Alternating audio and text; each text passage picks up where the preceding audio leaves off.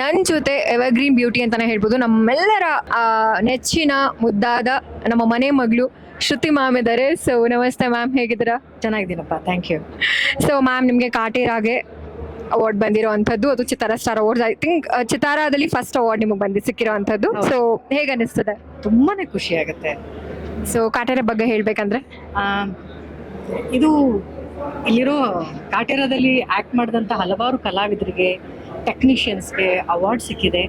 ಬಹುಶಃ ನನಗೆ ಈ ಗೆಲುವು ಕೇವಲ ಕಲಾವಿದರದಲ್ಲ, ಟೆಕ್ನಿಷಿಯನ್ಸ್ದಲ್ಲ, ಇಡೀ ಚಿತ್ರರಂಗಕ್ಕೆ ಈ ಥರದ್ದೊಂದು ಗೆಲುವು ಬೇಕಾಗಿತ್ತು. ಆ ಥರದ್ದು ಒಂದು ಗೆಲುವನ್ನು ತಂದು ಕೊಟ್ಟಿದ್ದು ಕಾಟೇರ ಅಂತ ಹೇಳಿದ್ರೆ ತಪ್ಪಾಗ್ಲಾರ್ದು.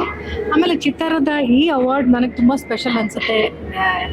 ಯಾಕೆ ಅಂತಂದರೆ ಪ್ರತಿಯೊಂದು ಶಾರ್ಟ್ ಮುಗಿದಾಗ, ನಾವು ಆ್ಯಕ್ಟ್ ಮಾಡಿದಾಗ ಡೈರೆಕ್ಟರ್ ಓಕೆ ಅಂತಾರಲ್ಲ, ಅದು ನಮಗೆ ಸಿಕ್ಕೋ ಮೊದಲನೇ ಅವಾರ್ಡ್. ಹೌದು. ಅದಾದ್ಮೇಲೆ ತೆರೆ ಕಂಡಾದ್ಮೇಲೆ ಜನ ಇಷ್ಟಪಟ್ಟು, ಆ ಜನ 100 ದಿನ ಈ ಸಿನಿಮಾನ ಯಶಸ್ವಿಯಾಗಿ ಪ್ರದರ್ಶನ ಕಾಣೋ ಹಾಗೆ ಮಾಡಿ ಬೆಸ್ಟ್ ಸಪೋರ್ಟಿಂಗ್ ಆರ್ಟಿಸ್ಟ್ ಅಲ್ಲಿ ನಾಮಿನೇಟ್ ಆದಾಗ, ಇಲ್ಲಿ ಜ್ಯೂರಿ ಮೆಂಬರ್ಸ್ಗಳು ಎಷ್ಟು ಕಾರಣ ಆಗ್ತಾರೋ ಅಷ್ಟೇ ಕಾರಣ ಜನ ವೋಟ್ ಮಾಡಿ ನಮ್ಮನ್ನ ಗೆಲ್ಸೋದಕ್ಕೆ. ಸೊ ಅಷ್ಟು ಜನ ನನ್ನನ್ನು ವೋಟ್ ಮಾಡಿ ಪಾತ್ರಕ್ಕೆ ಗೆಲ್ಸಿದಾರಲ್ಲ, ಅದಕ್ಕೆ ನಾನು ತುಂಬಾ ವಿಶೇಷ ಅಂತ. ಗೆಲ್ಸೋದಕ್ಕಿಂತ ನೀವು ಆಲ್ರೆಡಿ ಗೆದ್ದಿದ್ದೀರಾ. ಎಲ್ಲರೂ ಮನೆ ಮತ್ತೆ ಮನಸ್ಸಲ್ಲಿ ಯಾವಾಗ್ಲೂ ನೆಲೆಸಿರ್ತೀರಾ. ಅದ್ರಲ್ಲೂ ಆಸ್ ಎ ಸಪೋರ್ಟಿಂಗ್ ಆರ್ಟಿಸ್ಟ್ ಆಗಿ ಕಾಟೇರ ಸಿನಿಮಾದಲ್ಲಿ ಅದ್ಭುತವಾಗಿ ನಡ್ಸಿದ್ದೀರಾ. You are a very very beautiful actress.